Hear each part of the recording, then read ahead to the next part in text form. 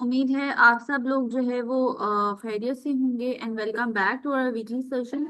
नाजरीन, इन सेशंस का बेसिकली मकसद यही होता है ताकि हम आप लोगों को स्टॉक मार्केट के हवाले से जो है वो अप टू डेट रख सकें। इसके अलावा नाजरीन अपने फ्रेंड्स को, अपने रिलेटिव्स को ये वीडियो ज़रूर शेयर किया करें ताकि वो लोग भी स्टॉक मार्केट में काम कर सके, अपने फ्यूचर को सिक्योर कर सके। और इसके साथ ही साथ नाजरीन चैनल को लाइक भी ज़रूर कीजिएगा, सब्सक्राइब भी ज़रूर कीजिएगा ताकि जो है आप लोग हमारी वीडियो से नोटिफाई रहें।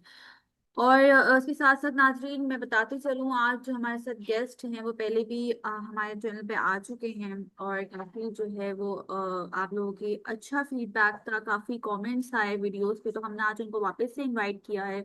काफ़ी एक्सपीरियंस है उनको मार्केट को लेके, तो उनके हवाले से बताते चलूँ तो बेसिकली उमैर नसीर जो है को हमने इनवाइट किया है। He is head of equity at AWT investments. और उनके इनवाइट करने का बेसिकली मकसद ही यही है ताकि हम आज की मार्केट को डिस्कस करेंगे।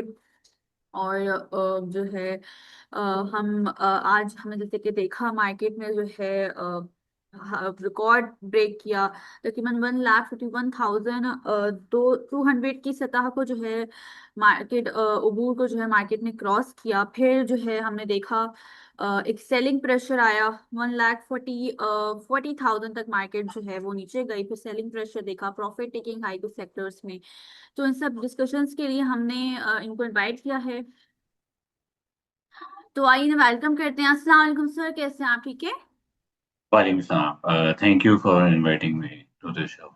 आज की मार्केट का एक ओवरव्यू दे दिएगा हमें, जैसे कि आज की मार्केट के कोई इंडेक्स को थोड़ा डिस्कस कर लिएगा, सेक्टर्स वाइज जो है एक ओवरव्यू दे दीजिएगा। जी।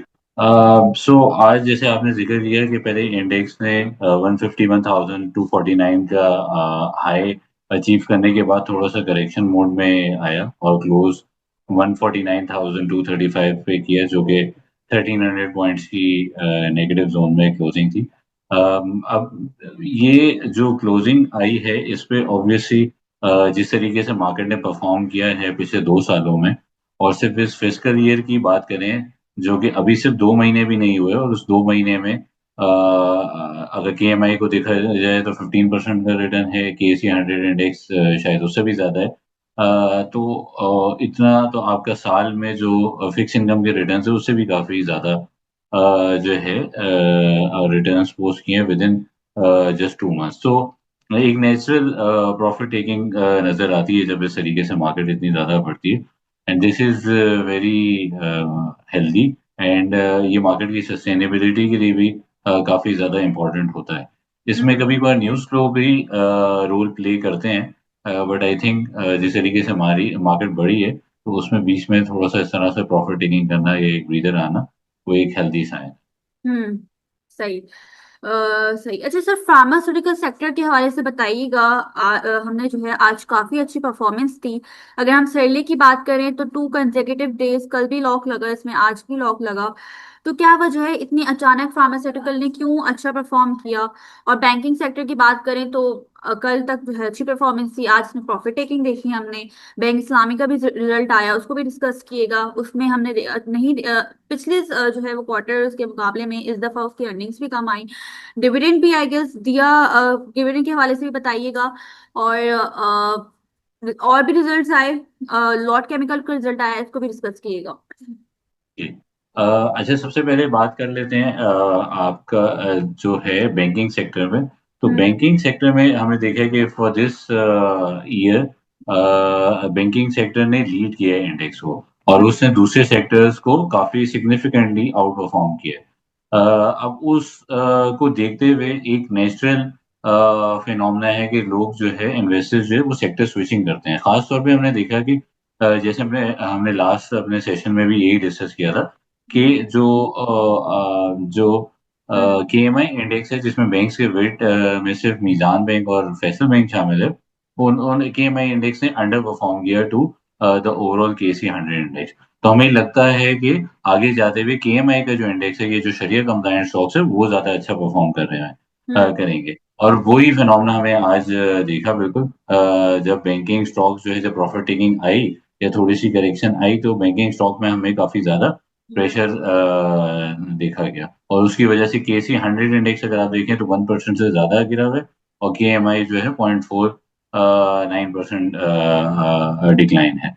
तो ये फिनोमेना हमें लगता है कि आगे कंटिन्यू करेगा, और इसको देखते हुए जो है हमें लगता है कि जो शरिया कंप्लायंट स्टॉक्स हैं उनको जरूर जो है नजर में रखना चाहिए।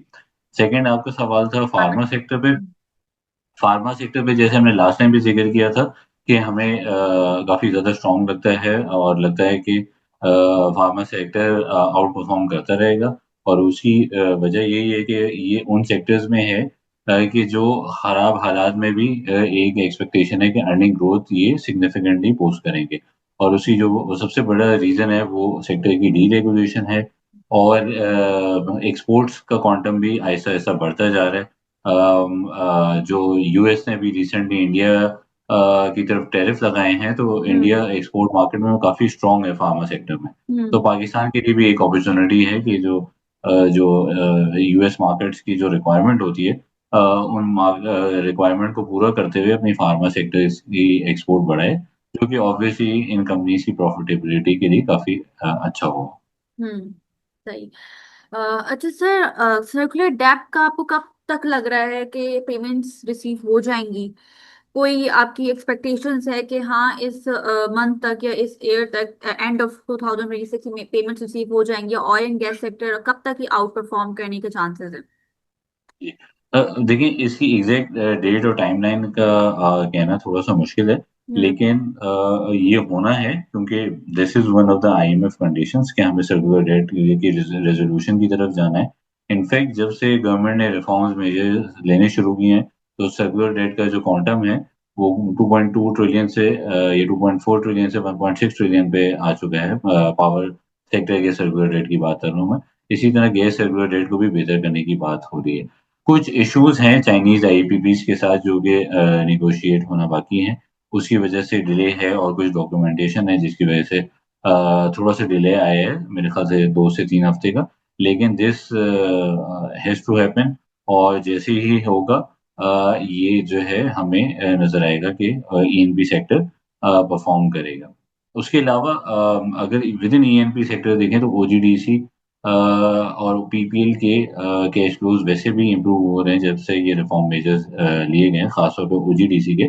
तो ये सर्कुलर रेट होता है तो मजीद उनके लिए बेहतरी होगी। लेकिन आगे जाते हुए हम एक्सपेक्ट कर रहे हैं कि ओजीडीसी का एटलीस्ट पे आउट जो है वो बेहतर हो सकता है, क्योंकि उसकी जो एक पुरानी इंटरेस्ट पेमेंट थी वो भी उसको मिलना शुरू हो गई। और अगर सर्कुलर रेट वाली चीज बेहतर होती है तो पीपीएल, पीएसओ, एसएनजीबी इनके लिए भी बेहतर हो सकता है। सही। बिल्कुल। अच्छा, एज यूजुअल पार्टिसिपेंट्स हमारे साथ मौजूद हैं, हम इनके सवाल भी जो है वो सेशन में इंक्लूड करेंगे। सबसे पहले अहमद बिलाल अपने सवाल करें। अस्सलाम वालेकुम सर। वालेकुम सलाम। अच्छा सर, इसमें दो चीजें मैंने पूछनी है कि ये जो अभी आज मार्केट में डिप आई है, इसको हम स्लम्प की सूरत में देखते हैं या सेटबैक की सूरत में देखते हैं? और दूसरी चीज ये है कि मार्केट में जो न्यू इन्वेस्टर्स आते हैं वो प्लेयर्स से कैसे बचे, क्योंकि प्लेयर्स की वजह से जो है ना, वो बेचारे महंगे स्टॉक खरीदते हैं, तो जब उनकी प्राइस गिरती है तो वो बेच देते हैं। तो इस तरीके से ये प्लेयर्स जो है उनकी इन्वेस्टमेंट खा जाती है। आप थैंक यू। अपने पहले सवाल रिपीट कीजिएगा, मैं वो मिस कर गया। पहला सवाल सर ये मेरा है कि ये जो मार्केट में डिप आई है ये सेटबैक है, यानी कि एक लॉन्ग टर्म के लिए है, या स्लम्प है एक शॉर्ट टर्म नहीं के नहीं, लिए? मैं आपको बताता हूँ। देखिए जैसे मैं पहले भी जिक्र कर चुका हूँ कि पिछले 2 सालों में अगर आप देखें तो विद इन 2.5 ईयर्स मार्केट जो है 50,000 से 150,000 हो गई है, ठीक है। अब ये और बहुत तेजी से इसने रीगेन किया अपना लॉस ग्राउंड, जो पिछले सालों में शायद अ, हमारे अंडर परफॉर्म कर रहे थे, और पिछले सालों की जो अर्निंग ग्रोथ थी उसको इस मार्केट ने ऐसा ऐसा इनकॉर्पोरेट करना शुरू किया है। तो जाहिर है जब इतनी मार्केट बढ़ती है, और सिर्फ 2 महीने में ही मैंने आपको बताया 15 से 20% का रिटर्न दे दिया, और कुछ स्टॉक शायद उससे भी ज्यादा बढ़ गए हैं। तो ये एक बहुत जबरदस्त नंबर होता है, और इसमें अगर किसी दिन थोड़ी सी प्रॉफिट टेकिंग आती है तो मेरे ख्याल से ये कोई सेटबैक या कोई स्लम नहीं है, ये एक मार्केट की डायनेमिक्स है जिसमें थोड़ा सा प्रॉफिट टेकिंग भी खाना आती है पैकेट। किसी दिन। आपको बाइंग की तरफ ज्यादा रुझान नजर आएगा, किसी दिन आपको सेलिंग की तरफ रुझान आएगा। बल्कि ये तो इनफैक्ट एक मार्केट की सस्टेनेबिलिटी की अच्छी चीज है कि मार्केट कंटिन्यूअसली अगर बढ़ती जाए तो फिर उसमें थोड़े से रिस्क फैक्टर्स अराइज हो जाते हैं। तो मुझे नहीं लगता कोई इस तरह की चीज है। और दूसरी बात ये है कि हमारी जो ओवरऑल इकोनॉमिक फंडामेंटल्स हैं और पॉलिटिकल साइड पे भी हमारी चीजें काफी बेहतर हो रही हैं। तो उनको देखते हुए जो है हमें लगता है कि मार्केट में अभी भी 15 से 20% की गुंजाइश है एटलीस्ट। और जो दूसरा सवाल है, देखिए छोटे इन्वेस्टर्स के लिए या जो इंडिविजुअल इन्वेस्टर्स हैं उनके लिए ये इम्पोर्टेंट है कि आप अपना एक तो रिस्क मिटिगेशन के लिए एक तो अपना आपका जो सबसे पहले तो अपना इन्वेस्टमेंट ऑब्जेक्टिव डिफाइन करें। रोजाना की ये जो डेली स्विंग्स हैं, इससे एक तो आइडियली स्टॉक मार्केट में you should be investing for long term. जब आप लॉन्ग टर्म इन्वेस्ट करते हैं तो ये जो डेली की जो करेक्शन आती है या बहुत ज्यादा तेजी होती है, तो ये सारी नॉर्मलाइज हो जाती है और आपको लॉन्ग टर्म में रिटर्न्स अच्छे मिलते हैं। फिर आपको चाहिए कि फोकस करें अच्छे स्टॉक्स में। जब आज अच्छे स्टॉक्स या स्पेकुलेटिव स्टॉक्स की तरफ नहीं जाएंगे तो आपको फर्क नहीं पड़ेगा कि बड़ा प्लेयर क्या कर रहा है क्या नहीं कर रहा। जब कंपनी अच्छी प्रॉफिटेबिलिटी देती रहेगी तो आपका शेयर प्राइस जो है वो उसमें रिफ्लेक्शन आता रहेगा और आपको डिविडेंड मिलता रहेगा।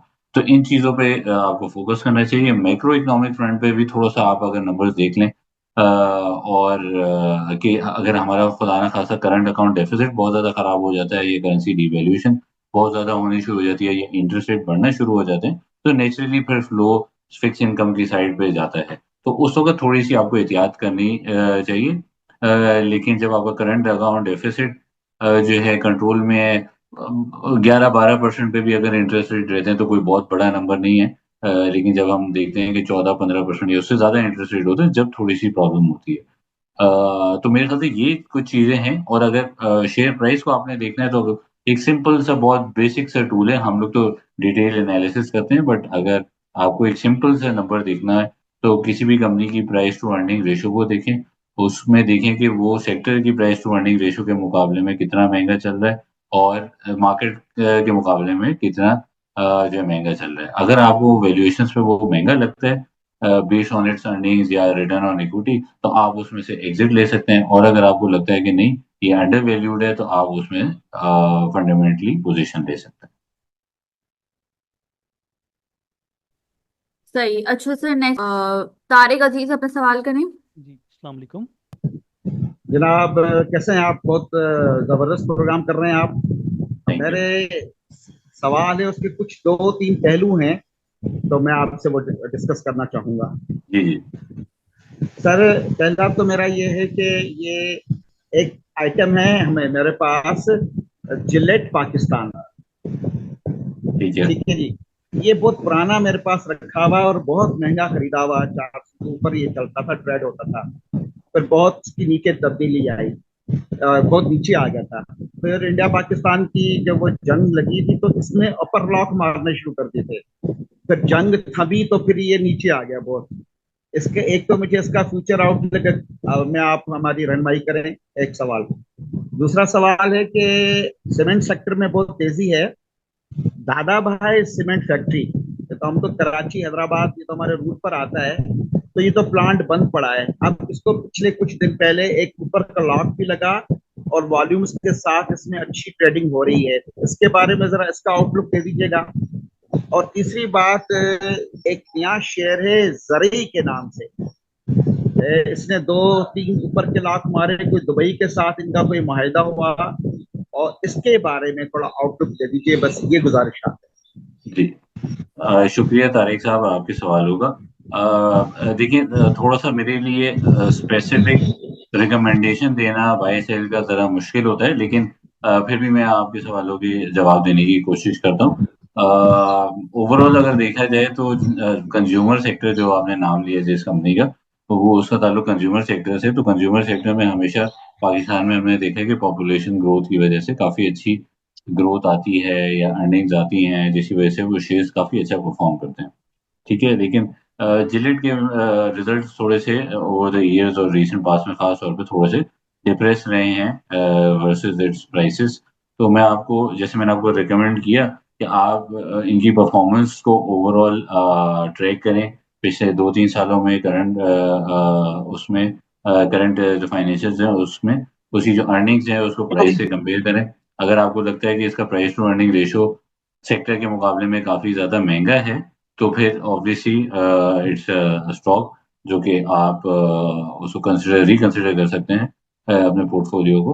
और अगर आपको लगता है नहीं ये महंगा नहीं है इन टर्म्स ऑफ इट्स अर्निंग्स, तो आप उसको अपने पोर्टफोलियो में रख सकते हैं, ठीक है। लेकिन मैं हमेशा सबको ये एडवाइस करता हूँ कि ठीक है स्टॉक मार्केट है, इवेंचुअली स्टॉक आप लॉन्ग टर्म के लिए रखते हैं तो बढ़ भी जाते हैं, लेकिन थोड़ा बहुत जैसे आप 5 ईयर बाद, 3 ईयर्स बाद, 2 ईयर्स बाद या कुछ अरसे बाद अपने पोर्टफोलियो को रिव्यू भी करा करें। और आपके पोर्टफोलियो में अगर 5-6 स्टॉक्स होंगे और अगर एक दो परफॉर्म नहीं भी करते, तो वो 3-4 स्टॉक्स अगर परफॉर्म करेंगे तो वो एक दो स्टॉक्स की इम्पैक्ट को नलीफाई कर देंगे। तो अगर अगर जब आप रिव्यू कर रहे हैं तो आपको लगे कि कोई स्टॉक जो है अ, उसके डायनेमिक्स खराब हो गए हैं, फंडामेंटल्स अच्छे नहीं हैं, तो आप उसको चेंज भी कर सकते हैं, क्योंकि किसी भी स्टॉक को रखने में एक अपॉर्चुनिटी कॉस्ट है जो कि आप बेयर कर रहे होते हैं। अगर वो कोई और स्टॉक आपको उससे बेहतर रिटर्न दे देगा तो उसका फिर डेफिनेटली इम्पैक्ट आएगा।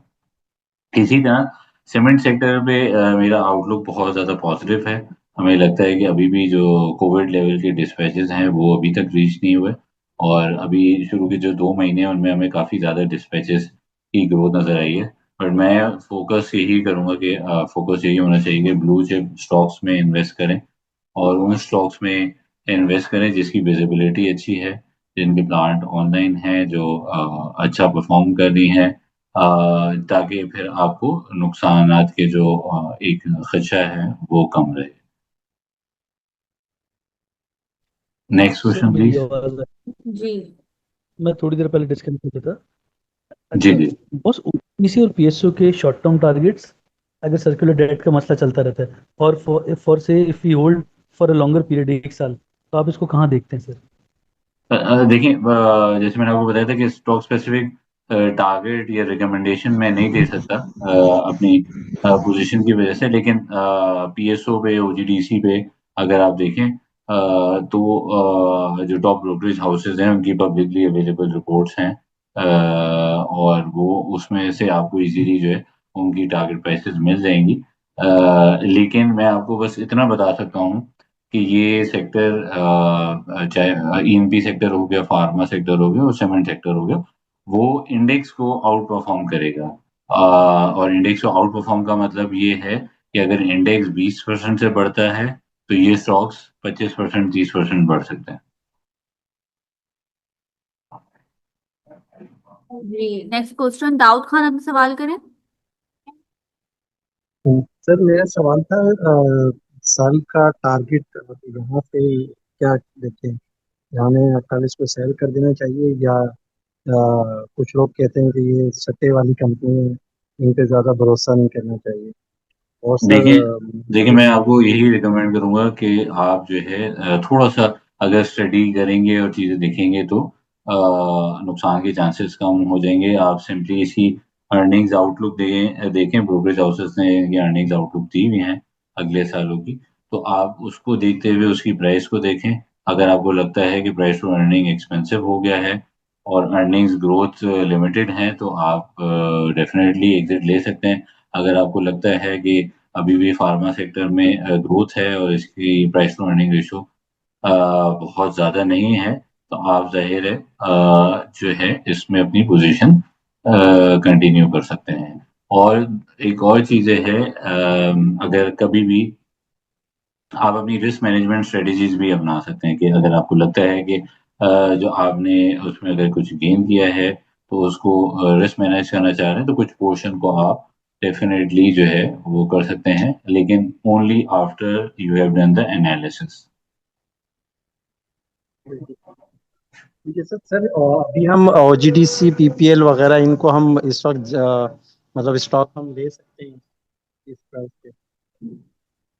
देखिए इन सेक्टर्स या इस सेक्टर या इन कंपनीज का जो सबसे बड़ा ताल्लुक है वो सर्कुलर डेट से है, नंबर वन। नंबर टू, आप इनके रिजल्ट्स को ट्रैक किएगा।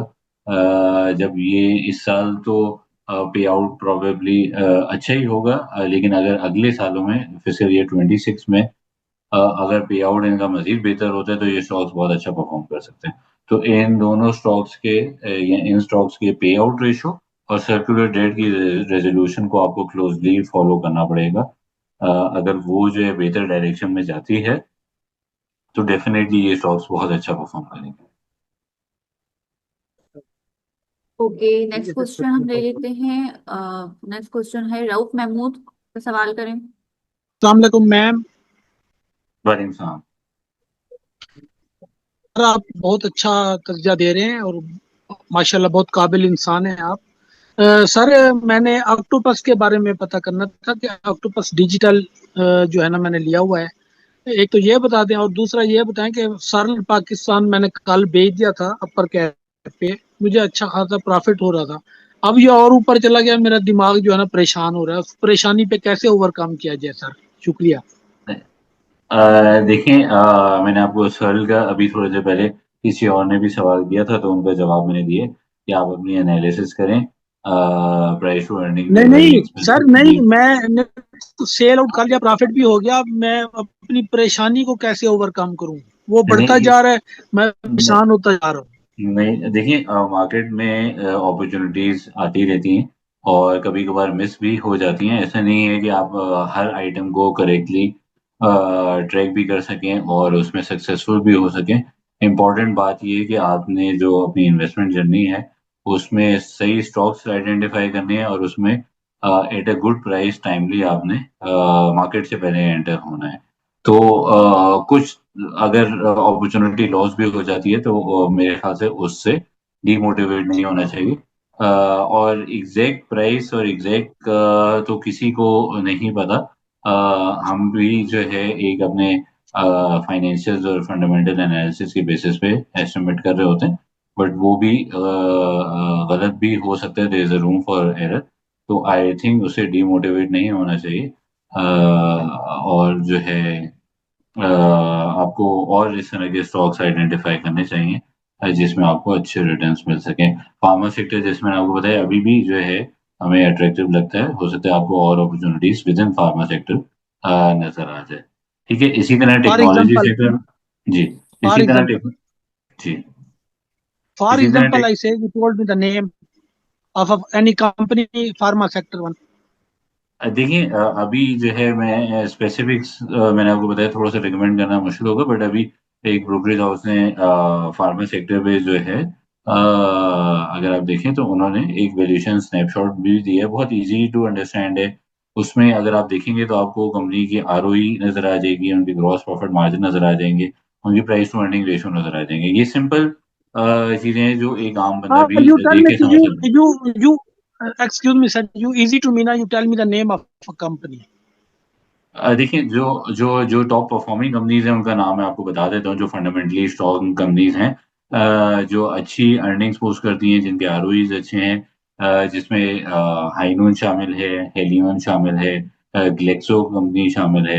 ये कंपनीज ऐसी हैं कि इन पे फंडामेंटली फाइनेंशियली कोई भी जो ऑब्जेक्ट नहीं कर सकते कि ये अच्छा परफॉर्म नहीं कर रही। इनकी कुछ कंपनी की एक्सपोजर जो है एक्सपोर्ट्स में भी है। हेलियन का जो डीरेगुलेटेड सेगमेंट में जो एक्सपोजर है वो बहुत अच्छा है। इसी तरह हाइनून के मार्जिन्स काफ़ी ज़्यादा अच्छे हैं। तो ये कंपनीज ऐसी हैं फंडामेंटली काफ़ी ज़्यादा स्ट्रांग है जिनमें आपको अच्छे रिटर्न्स बन सकते हैं। और ऐसा नहीं है कि शॉर्ट टर्म में, लॉन्ग टर्म में भी आपको ये अच्छे रिटर्न्स दे सकते हैं। सर ये राउत साहब से वो है, ऑक्टोपस हेलो। डिजिटल। यस जी जी सर पूछें। मुझे ओवरऑल टेक्नोलॉजी सेक्टर बेहतर लगता है, जो मुझे लगता है कि ये जो है बेहतर परफॉर्म कर सकता है, तो उसमें ऑक्टोपस भी शामिल। जी। जी थैंक यू सर। अच्छा, नेक्स्ट क्वेश्चन ले लेते हैं। हैदर अली पे सवाल करें। अस्सलाम वालेकुम सर। और सर काइंडली मुझे स्टील सेक्टर के बारे में पूछना था कि जैसे ही अभी र्यूमर है कि इंटरेस्ट रेट में मज़ीद कमी आएगी। एक तो सर ये पूछना था कि आप इंटरेस्ट रेट को कहाँ तक देख सकते हैं कि डाउन जा रहा है, तो इसका कोई इम्पैक्ट आएगा सर स्टील और सीमेंट सेक्टर पे स्पेशली? जी, thank you for the question. बिल्कुल, फाइनेंस मिनिस्टर ने अभी रिसेंटली कमेंट भी किया था कि इंटरेस्ट रेट कट होने की मजीद गुंजाइश मौजूद है। हमें भी लगता है कि there is some room for further cut. 1% up to 1% तक कट की एक्सपेक्टेशन है। लेकिन उसमें एक चीज इंपॉर्टेंट देखने वाली ये है कि स्टेट बैंक लास्ट टाइम भी इस वजह से शायद उन्होंने कट नहीं किया था कि ऑब्वियसली जब आपकी इकोनॉमिक रिकवरी होती है तो थोड़ा सा हमारे इम्पोर्ट्स पे प्रेशर आता है। तो वो थोड़ा सा इम्पोर्ट्स पे प्रेशर आ रहा है और फिर हमने जरा जो ऑब्वियसली आईएमएफ का ये एक ऑब्जेक्टिव भी है कि हम अपनी इकोनॉमी को थोड़ा सा ओपन करें।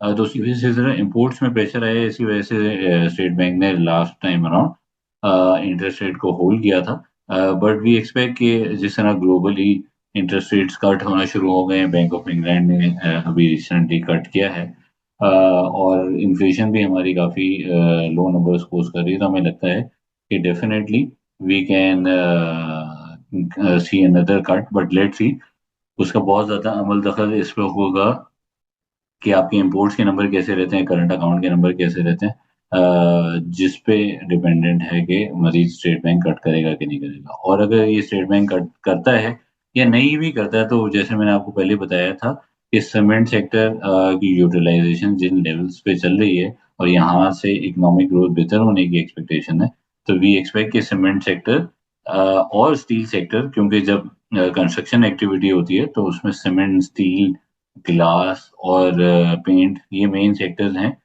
जो कि बेनिफिट करते हैं, तो वो बेनिफिट करते रहेंगे। और जब इंटरेस्ट रेट कम होता है तो लोग हाउस फाइनेंसिंग की तरफ भी जाते हैं, तो एक नेचुरल ग्रोथ भी आती है।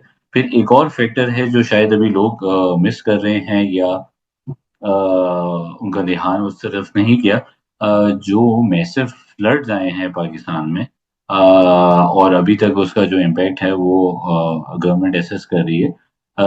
उसकी वजह से जो एक डिस्ट्रक्शन हुई है नेचुरली, उसकी रीहैब और रिकंस्ट्रक्शन की जो एक्टिविटी है वो कुछ अरसे बाद स्टार्ट होंगी, 3 से 6 महीने बाद। तो वो जब होती हैं तो डेफिनेटली जो आपकी सीमेंट और स्टील की डिमांड है वो बढ़ेगी, क्योंकि आपका दोबारा रोड इंफ्रास्ट्रक्चर रीडेवलप होगा, हाउसेस जो डिस्ट्रॉय हुए हैं वो रीडेवलप होंगे, तो there will be demand for cement and steel sector. फिर I am sure there is realisation somewhere around that जो डैम की कंस्ट्रक्शन है वो बहुत ज़्यादा इम्पोर्टेंट है, और वो हमें हर हालत में जो है आगे जाते हुए करनी होगी। अगर हम डैम कंस्ट्रक्ट करेंगे तो उसमें भी जो कंस्ट्रक्शन रिलेटेड सेक्टर्स हैं वो काफ़ी ज़्यादा बेनिफिट कर सकते हैं। तो सर इसमें काइंडली आप ये सजेस्ट करेंगे कि स्टील सेक्टर को इसका मतलब एक्यूमुलेट किया जाए तो आने वाले फ्यूचर बहुत इसका अच्छा हो सकता है, फ्यूचर स्टील का जी, specially sir. Steel steel sector में जो एक तो डिमांड की मैंने आपको बात की, फिर इस मर्तबा बजट में काफ़ी ज़्यादा स्टील सेक्टर के लिए पॉजिटिव डेवलपमेंट हुई थी। जैसे कि आपको पता है कि फाटा फाटा में स्टील सेक्टर काफ़ी ज़्यादा इम्पैक्ट हो रहा था, क्योंकि वहाँ पे सेल्स टैक्स की एग्जेम्पशन थी, और जो अनग्रेडेड सेक्टर था वहाँ पे जो है अपनी सेल्स करके स्टील सेक्टर को इम्पैक्ट कर रहा था।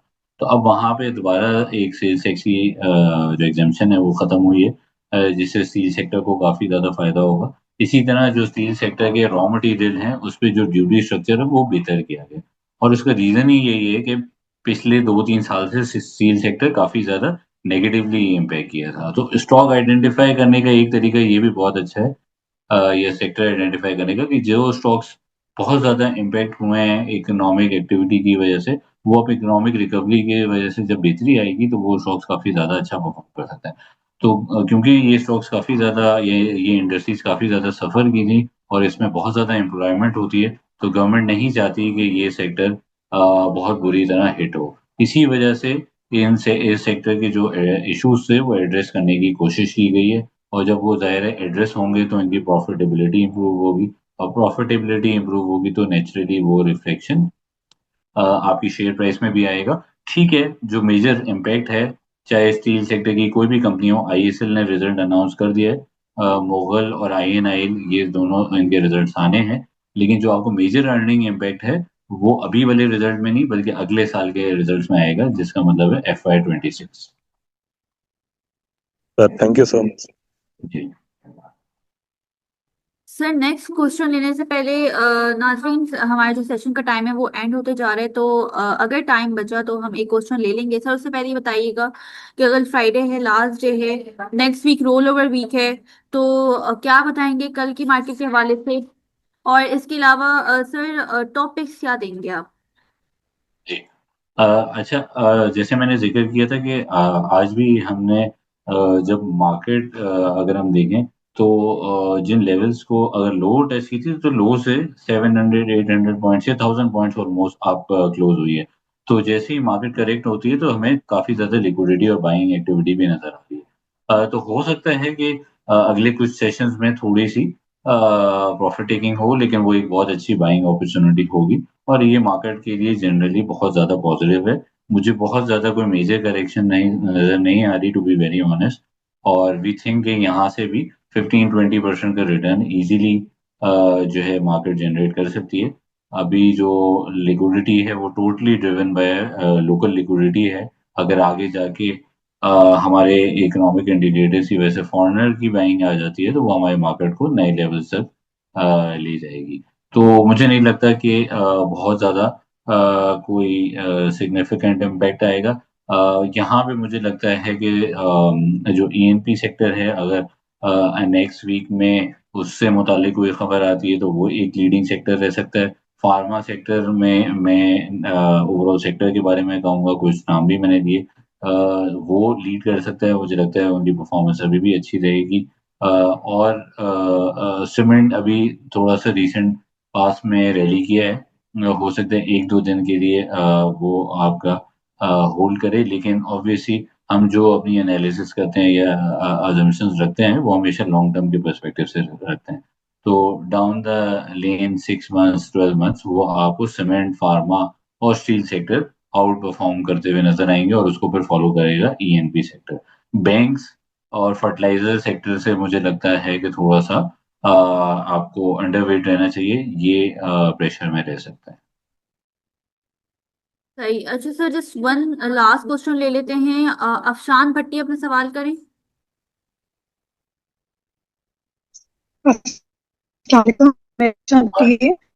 एक्चुअली मेरा सवाल ये था कि मारी कब तक रिकवर होगा, क्योंकि तकरीबन 1 ईयर हो गया है इन्वेस्टमेंट हुए हुए, और इसके कंपेयर अगर दूसरे स्टॉक्स देखे जाएं तो वो काफ़ी ग्रो कर रहे हैं, तो क्या शिफ्ट होना चाहिए या वेट करना चाहिए? और मेरा सेकंड क्वेश्चन ये है कि प्रॉफिट टेकिंग से क्या मतलब है कि जब हम लॉन्ग टर्म इन्वेस्टमेंट कर रहे होते हैं तो अक्सर ये कहा जाता है कि प्रॉफिट टेकिंग करें, और ऐसा भी होता है कि वैल्यू थोड़ी डाउन भी हो जाती है, फ्लक्चुएट कर रही होती है, और 6-6 महीने 1-1 साल जो है वेट करना पड़ता है। लेकिन मुझे ये नहीं समझ में आता कि अगर लॉन्ग टर्म में है तो किसी वक्त भी मार्केट अप भी चली जाती है, तो यहाँ क्या आपकी मतलब राय होगी, किस तरह से हो सकता है? अच्छा, देखिए, सबसे पहले मैं मारी का जवाब दे देता हूँ। मारी जो है सबसे पहले अगर हम देखें तो लास्ट ईयर 700 800 चला गया था। और काफी ज्यादा वैल्यूएशंस जो है स्ट्रेच हो गई थी और ब्रोकरेज हाउसेस ने उन पे सेल कॉल भी निकाली थी।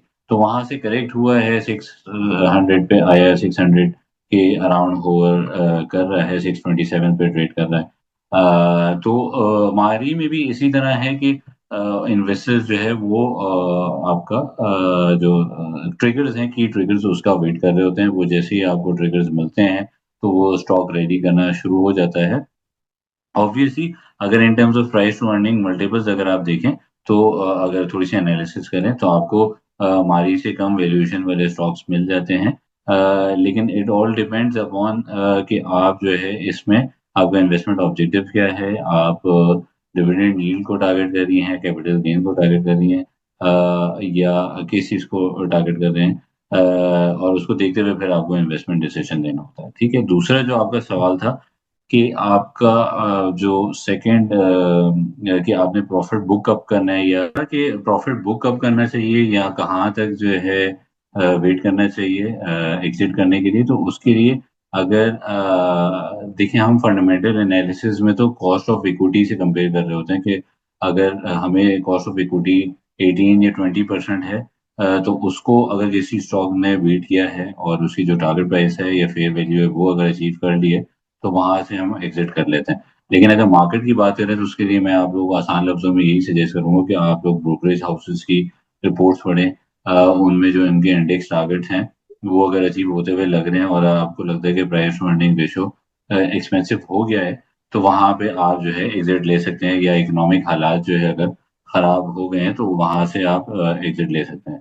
और दूसरी चीज ये है एग्जिट लेने का मतलब ये नहीं है कि आप बिल्कुल ही मार्केट से आउट हो जाए। अगर कोई स्टॉक स्पेसिफिक अगर महंगा लग रहा है तो वो आप एग्जिट ले सकते हैं, लेकिन जैसे मैंने पहले भी बताया कि ओवर द ईयर्स मार्केट काफी अच्छा रिटर्न्स देती हैं, तो बीच में उसके नेगेटिव रिटर्न्स आते हैं, लेकिन अगर आप इन्वेस्टेड रहेंगे तो वो आपके नए लेवल्स अचीव होते हुए नजर आएंगे। सही सर, उम्मीद है जो है सारे पार्टिसिपेंट्स को जो है वो आंसर मिल गया होगा फ्रिक्वेंटली।